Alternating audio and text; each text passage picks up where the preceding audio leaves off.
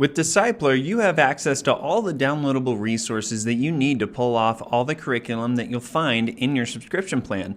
But we know that there are times when you're going to need to create resources or give some other PDFs or downloads that may be outside of the curriculum that we offer to your volunteers and people who are in your classrooms. That's why we're really excited to announce a new feature called Upload to Resources. Now, whenever you go to a lesson and go to the Resources tab, you'll see a section that says My Church's Files. These are going to appear at the top of the Resources tabs for all your volunteers and admins. Underneath it, you'll find all the resources needed to pull off that lesson just like usual. But now you've got this button that says Add Files, where you'll be able to upload your own personal files to this section right here. Let's go ahead and try it by clicking the button and choosing a file.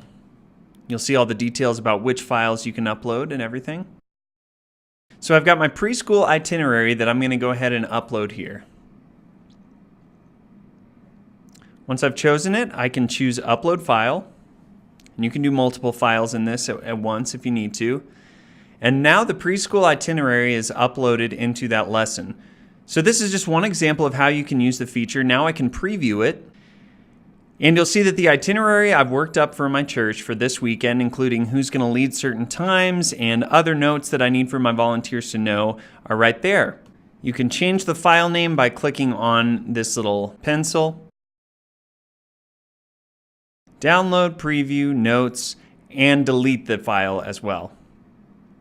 We know that this is going to enable you to do more in your lessons, and we're really excited for you to jump in and try this out so that Disciplr continues to be the one place that your volunteers and you need to go to access the curriculum that's the right fit for your ministry.